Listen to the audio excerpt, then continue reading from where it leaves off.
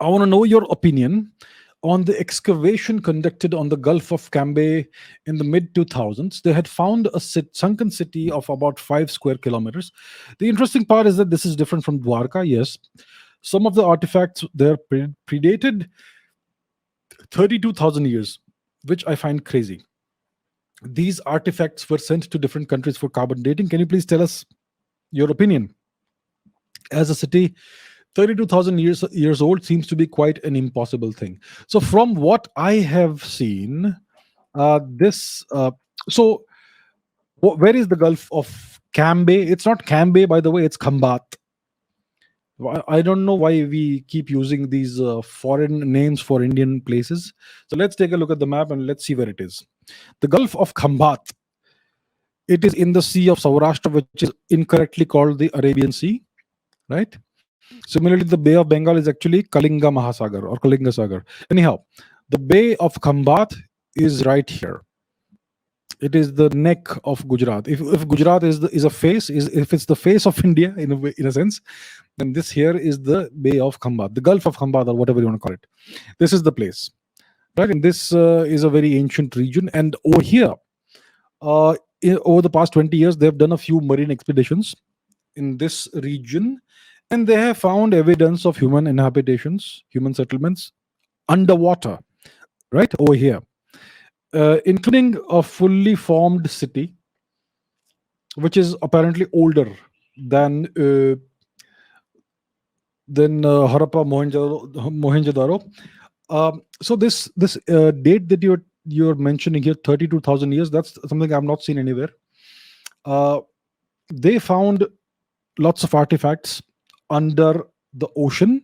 They found an entire city.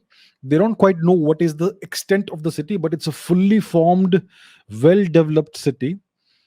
And one of the pieces of one of the artifacts they found was carbon dated to about 9,500 years before today. So if that is the age of the city, then we have a fully fledged, fully formed, well developed city that is 9,500 years old. That is incredible, because the oldest Saraswati Sindhu archaeological site that we have, which is Bhirrana in Haryana, is 9,500 years old, and that's very old, right? So that is tentatively held to be the beginning of the Saraswati Sindhu phase of India's civilization. Now, if this fully developed city is 9,500 years old, it's underwater. That's incredible. That tells you that Indian civilization was highly developed 10,000 years before today. And now some people are claiming that this date may be wrong because this piece of wood may have come from somewhere else. But think about it this way: this city has been found under the ocean. Why is it found under the ocean?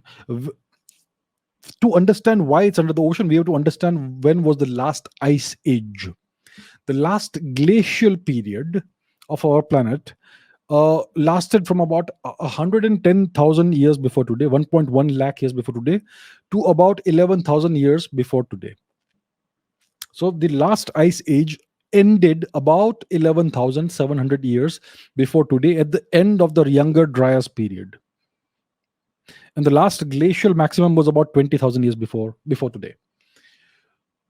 So when the last ice age was still in force, yes, at that time, let's see what the geography of India looked like.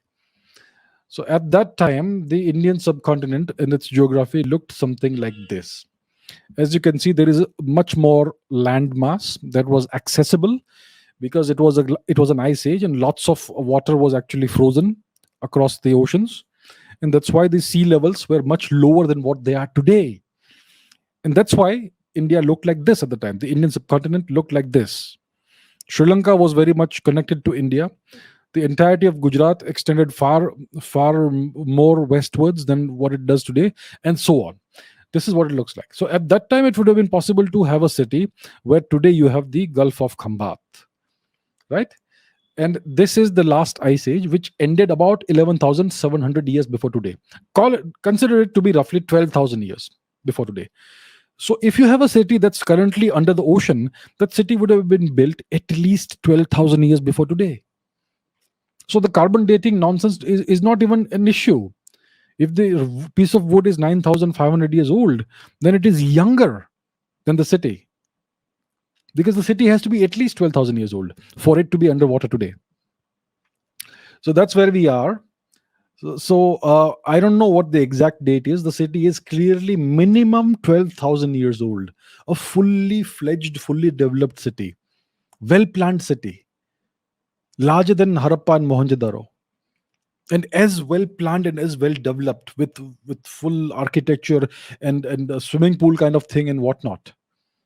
You know, so that's the kind of architecture and technological advancements we had in India 12,000 years before today, at least, if not older. So that essentially pushes back the timeline of Indian civilization to at least 12,000 years before today. Like until, I mean, one says, people generally say that India is 10,000 years old at least, right? Because Bhirana, the oldest Saraswati Sindhu archaeological site, is 9,500 years old. But this city in the Gulf of Khambat is at least 12,000 years old. And it's a fully developed city. So if it took about 4,000 years for the technological development to reach that stage, then Indian civilization is at least 15,000 years old, and so on. So that is incredible. So I don't know about this dating that you are mentioning of 32,000 years. I have not come across that anywhere. If you have, then you can please let us know in the comments, and I'll take a look at that. But it's at least 12,000 years old. That is guaranteed. That's incredible. That's older than the other sites that the people talk about, Gobekli Tepe and so on. It's way older than that. Incredible, isn't it? So it just keeps getting more and more interesting, right? History and archaeology.